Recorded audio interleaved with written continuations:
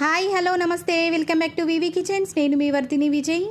ఈరోజు మన కిచెన్లో హెల్దీ అండ్ సూపర్ రెసిపీని చూపించబోతున్నానండి. అది మరేంటో కాదు, సీజనల్గా దొరికేటటువంటి బోడ కాకరకాయలతో కర్రీ అండి.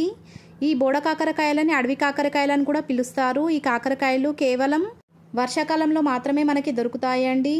ఇలా సీజనల్గా దొరికేటటువంటి ఈ బోడ కాకరకాయలతో కర్రీ కానీ, పులుసు కానీ, ఫ్రై కానీ చాలా టేస్టీగా ఉంటుంది. ఈ బోడ కాకరకాయలో పొటాషియం, మెగ్నీషియం, ఐరన్ చాలా అధికంగా లభిస్తుందండి. దీనితో పాటుగా విటమిన్ సి కూడా ఈ బోడ కాకరకాయలో చాలా ఎక్కువగా ఉంటుంది.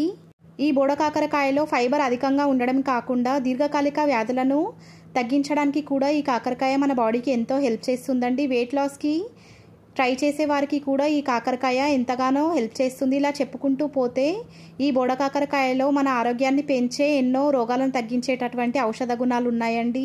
మరి ఇంకెందుకు ఆలస్యం, ఆరోగ్యాన్ని పెంచే ఈ కాకరకాయ కూరని ప్రిపేర్ చేయడం కోసం ప్రాసెస్ స్టార్ట్ చేసేద్దాం. ముందుగా స్టవ్ వెలిగించి స్టవ్ పైన ఒక ప్యాన్ని పెట్టి ఆ ప్యాన్ వేడైన తర్వాత దాంట్లోకి 2 టేబుల్ స్పూన్ల దాకా ఆయిల్ని వేసి వేడి చేసుకున్న తర్వాత ఈ ఆయిల్లోకి 1/2 టీ స్పూన్ దాకా జీలకర్రను వేసి ఫ్రై చేసుకోవాలి. జీలకర్ర ఫ్రై అయిన తర్వాత ఇప్పుడు ఈ ఆయిల్లోకి సన్నగా కట్ చేసుకున్నటువంటి ఒక ఉల్లిపాయ ముక్కల్ని కూడా వేసేసుకొని ఆయిల్తో పాటు కలిసేలాగా అడుగు నుంచి కలుపుకున్న తర్వాత గోల్డెన్ షేడ్లోకి వచ్చేంత వరకు కూడా మంటను లో ఫ్లేమ్లోకి అడ్జస్ట్ చేసుకొని మధ్య మధ్యలో కలుపుకుంటూ ఆనియన్స్ మొత్తాన్ని కూడా ఫ్రై చేసుకోవాలి. ఇలా ఫ్రై అయినటువంటి ఆనియన్స్లోకి 1/2 టీ స్పూన్ దాకా అల్లం వెల్లుల్లి పేస్ట్ని కూడా వేసుకొని పచ్చివాసన పోయేంత వరకు ఈ అల్లం వెల్లుల్లి పేస్ట్ మొత్తాన్ని కూడా ఫ్రై చేసుకోవాలి.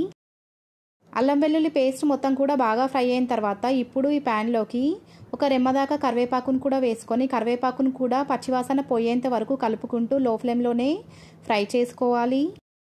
కరివేపాకు కూడా బాగా ఫ్రై అయిన తర్వాత ఇప్పుడు ఈ ప్యాన్లోకి 2 చిటికెలంతా పసుపును కూడా వేసుకొని పసుపు మొత్తాన్ని కూడా ఈ ఆనియన్స్తో పాటు కలిసేలాగా అడుగు నుంచి కలుపుకున్న తర్వాత బోడ కాకరకాయలను వీడియోలో చూపించిన విధంగా సన్నగా కట్ చేసుకొని ఆ కట్ చేసుకున్నటువంటి కాకరకాయ ముక్కలు మొత్తాన్ని కూడా ఒక బౌల్లోకి వేసుకొని దాంట్లోకి కాస్త ఉప్పు, పసుపును వేసుకొని ఈ కాకరకాయ ముక్కలను బాగా కలుపుకున్న తర్వాత వాటర్ మొత్తాన్ని కూడా డ్రైన్ చేసేసుకొని కేవలం కాకరకాయ ముక్కల్ని మాత్రమే ఈ ప్యాన్లోకి వేసేసుకోవాలి.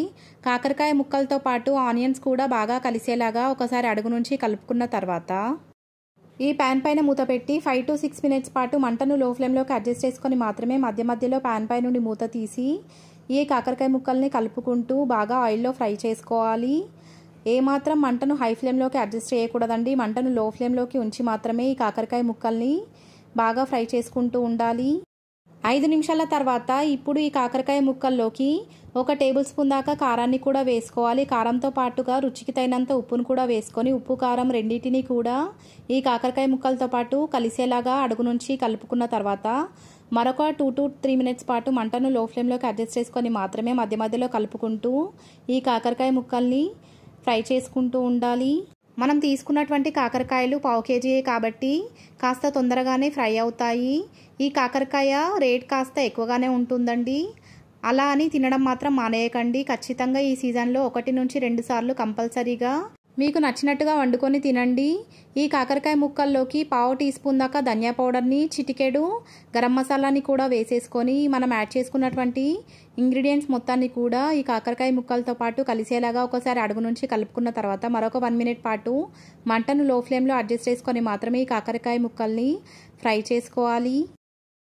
1 నిమిషం తర్వాత వీడియోలో చూపించిన విధంగా ఈ కాకరకాయ ముక్కల నుంచి ఆయిల్ అనేది పైకి తేలడం స్టార్ట్ అవుతుందండి. ఇలాంటి టైంలో సన్నగా కట్ చేసుకున్నటువంటి కొత్తిమీరను కూడా వేసుకొని కొత్తిమీర మొత్తాన్ని కూడా ఈ కాకరకాయ ముక్కలతో పాటు కలిసేలాగా అడుగు నుంచి బాగా కలుపుకున్న తర్వాత మరొక నిమిషం పాటు ఈ కాకరకాయని ఫ్రై చేసుకోవాలి. ఇలా మనం ప్రతి ఒక్క ఇంగ్రీడియంట్ని యాడ్ చేసుకున్న తర్వాత 1 మినిట్ పాటు ఫ్రై చేసుకోవడం వల్ల ఈ కర్రీ టేస్ట్ అనేది అదిరిపోతుందండి. 1 మినిట్ తర్వాత స్టవ్ ఆఫ్ చేసేసుకొని ఇలా ప్రిపేర్ అయినటువంటి కాకరకాయ ఫ్రైని అన్నంతో డైరెక్ట్గా కానీ లేదా ఏదైనా పప్పు చారుతో సైడ్ డిష్గా కూడా లాగించేయచ్చు.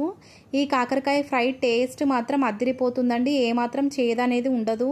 ఈ రెసిపీ కనుక మీకు నచ్చినట్లయితే లైక్ చేయండి, మీ ఫ్రెండ్స్ అండ్ రిలేటివ్స్తో షేర్ చేయండి. ఇలాంటి simple and easy tasty healthy recipes కోసం మన వివి కిచెన్స్ ఛానల్ని సబ్స్క్రైబ్ చేయడం మాత్రం మర్చిపోకండి. Thanks for watching.